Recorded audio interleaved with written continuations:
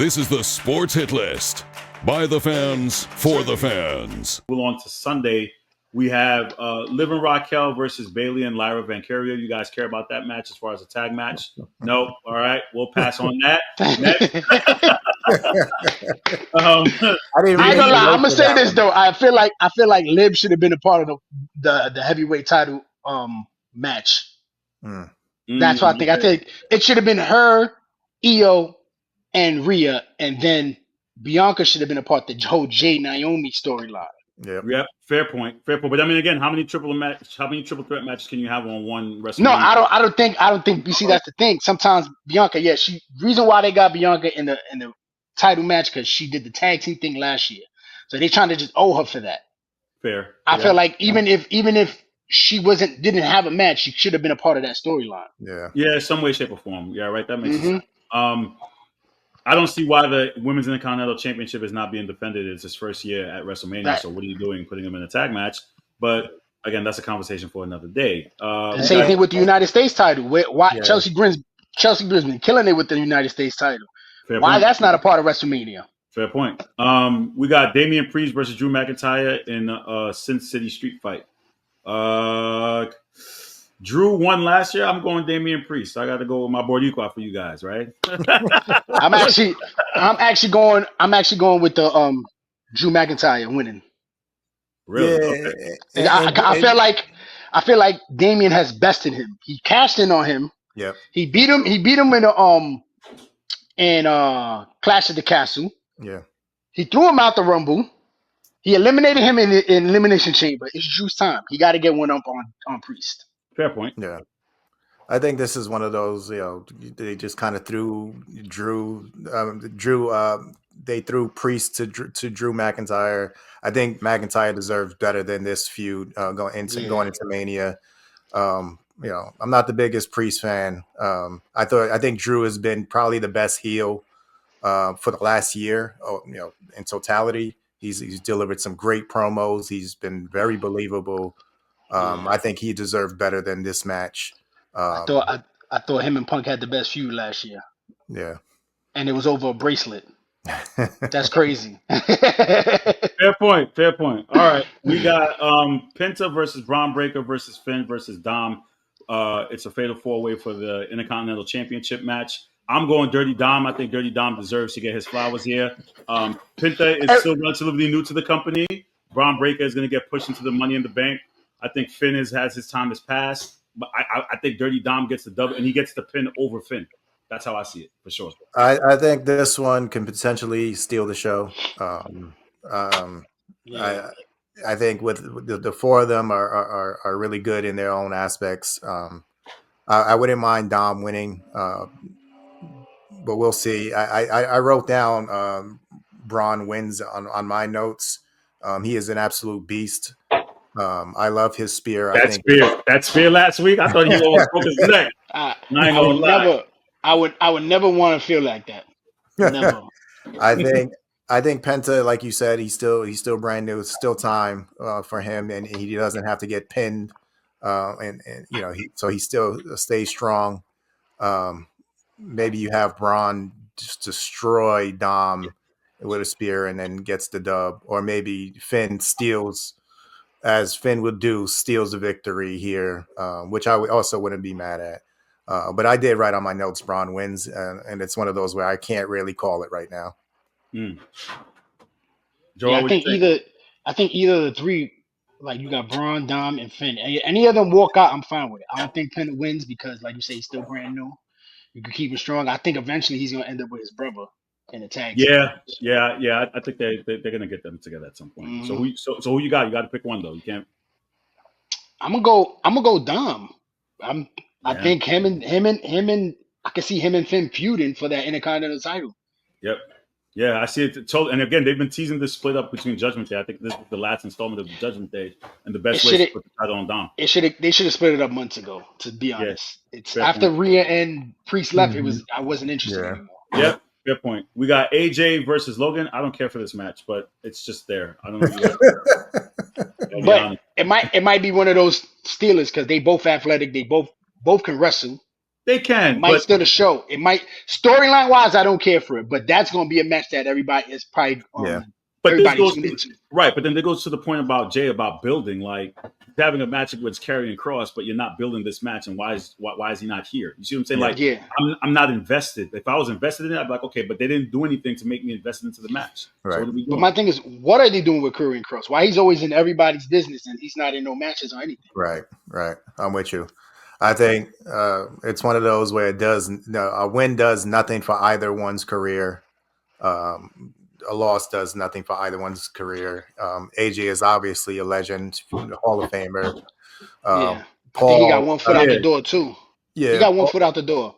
maybe AJ.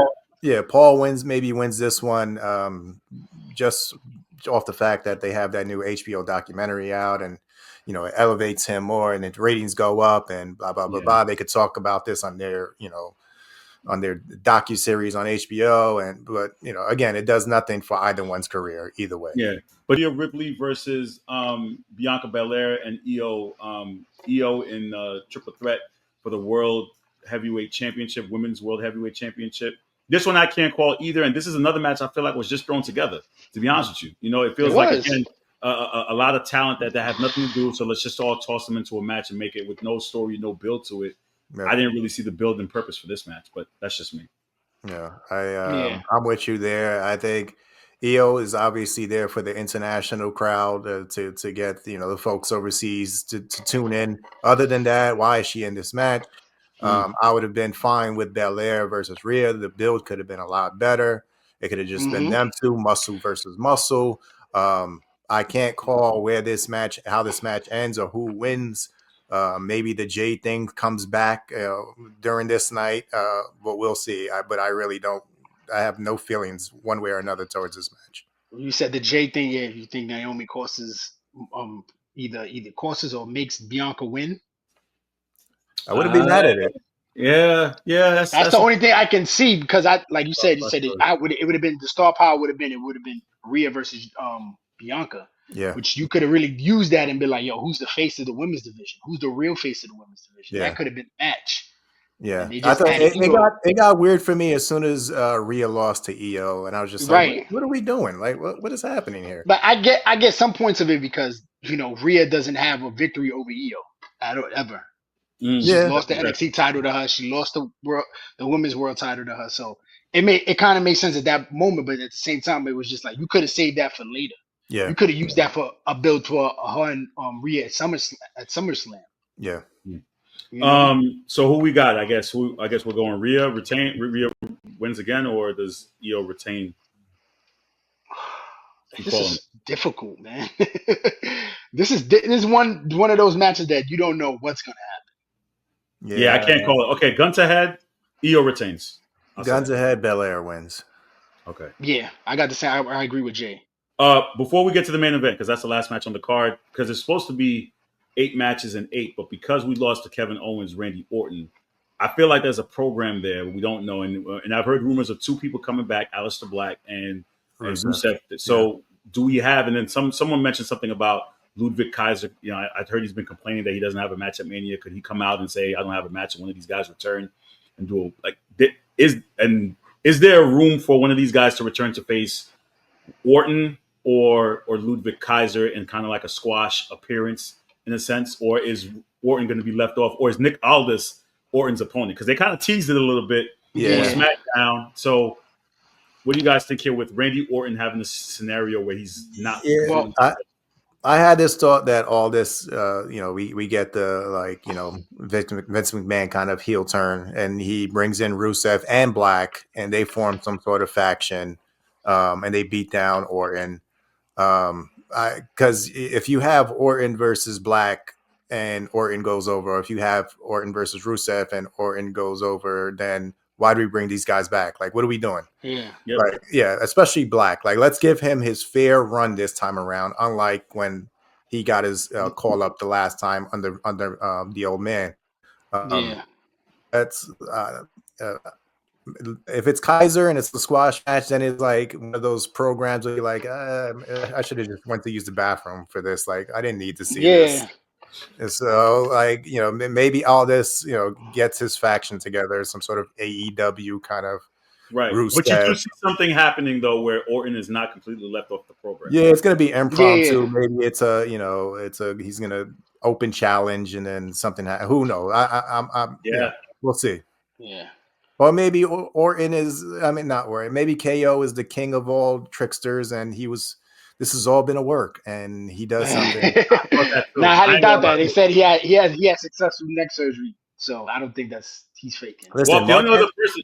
Yeah, Mark Henry once came out in a salmon suit and cried and made me think he was going to retire. That is true, though. That is true, though. And you know what? And talking about leaving people off, another person that was left off, Sammy's not on the card either. That's what I'm trying to say. I think he's legit hurt, though. I think Sammy's legit hurt, though. You think he's legit hurt? I don't know, because the way he left, it didn't look like he. I mean, yeah, he got hurt, but he's left off the card too. There's so much people that you're kind of like, wait a minute, we got Cody versus Cena, which I think has been again another terrible build, but I got Cena walking away with the championship because, like to Jay's point about we can't always go home happy, right? So I think like if we're gonna go home with Punk winning, possibly Jay winning on Saturday, we gotta get that Miz winning championship moment where the little kid is in the crowd, like upset and pissed off, or the Undertaker moment with the eyes, like, oh my God, this just really happened. Cena walks away with the title, and yeah, he gets his. I wouldn't call it a Cena moment again, but I think we got to go home unhappy. There's got to be a pissed off moment.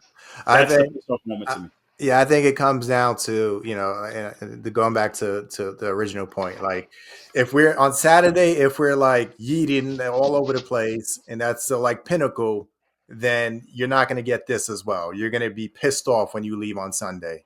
I think it kind of goes back to the Mania where Taker lost to Brock, and everybody was like, "What the?" And then later on, Daniel Bryan wins the championship, and you feel a little better, but you're still thinking about that. Damn, but Taker lost the streak. Yeah. Right. But then again, keep in mind with this one though this is the end of the end. This is the end of Mania. So it's like, are we gonna go home? Cody winning again? Or we go? And again, 2 years ago, we went home with that. Did he really lose? Like lose? Yeah. Yeah, I really couldn't believe it, right? Right. Like finish the story. What? He didn't finish nothing. Yeah, exactly. Yeah. And I loved it because it was so unpredictable. Because I thought he was finishing it 2 years ago in Hollywood. But so this year, do we get that moment where like, oh my God, Cena wins? Because I think so. I've been questioning a lot. And first of all, the fact that we've gotten 3 promos and that doesn't equate. You've had 10 weeks. You've given me 3 interactions with these 2 men. One where they actually spoke to each other. So that it's not enough for me to care about this match. And then I'm supposed to forget that, Rock and Travis Scott was part of this storyline. Right. So where are they? This wasn't the build you gave me. Like you gave me the seed when The Rock and Travis Scott kicked him in the slapped face, him. him and black eyed, and now it's just these 2 men. But where are the 2 that with the core of this? Where's The Rock? Yeah, The Rock is the chairman? What's his title? Wherever he is, like final boss. And he's not scheduled for these next 2 shows before Mania, so we're not going to get them. We're not going to get another. He hasn't been seen. He hasn't been seen since Chamber. Yeah, we're not going to get another Cody Cena interaction. So why do I care about this match if we haven't seen The Rock? We haven't seen interaction of like or some sort of Cena hasn't said exactly why he sided with The Rock. Then like he hasn't even mentioned The Rock at all, which is weird to me. Like so, this goes back to bad storytelling. Maybe we're gonna get that they're gonna announce maybe on Raw or SmackDown like come this Saturday we're gonna get the explanation of between Cena and then they have a little promo to like in between matches to kind of kill space, kill airtime, and then But I don't want to like give me the story leading up. You had 10 weeks to do this. So where are you? But you know what though? We saw this before because The Rock appeared at Bad Blood. He made a signal and just left, and they never talked about it again. It's like we forgot. Like he just appeared at Bad Blood at the end of that tag match with Roman and Cody, and then just left.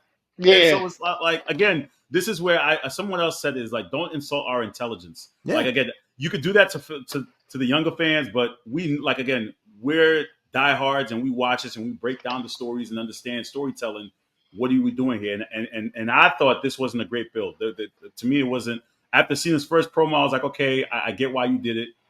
It just wasn't a great build, especially for a main event is concerned. I don't know. No. And it was international, so the American fans didn't get to see Cena at all. So like, right. What are y'all doing? Yeah, true. Because again, now my thing is too, when you go back to the whole Rock and Travis Scott thing, like, don't you feel like he's older Recito because he kind of blacked his eye? Like, this is why I had sometimes entertainers come in and they be like, oh yeah, they was like, yo, he slapped the hell out of Cody, he blacked his eye, and I was sitting there as a fan, I'm like, yo, nah, I would have like Cody, I'm about to. Like, if I knew him, like, you need help. You like to lick back. You need help. I want my lick back. That goes to the risk of bringing these like entertainers into the business, like Floyd Mayweather broke Big Show's nose. Like y'all got to be careful with this. Like, what are you doing? So if I'm going Cena, you guys are going Cena too, or is it Cody retains? What we got? So I got Gunther retaining. This is the like angry moment, right? The fans are like, God damn it! Like, I really wanted Jay to win. I'm going Cody to win this one because I think all the parties get involved in this one, and I think that we know that Stone Cold is going to be present somewhere. Thanks for watching the Sports Hit List. Be sure to like, share, comment, and subscribe. In fact, do it now.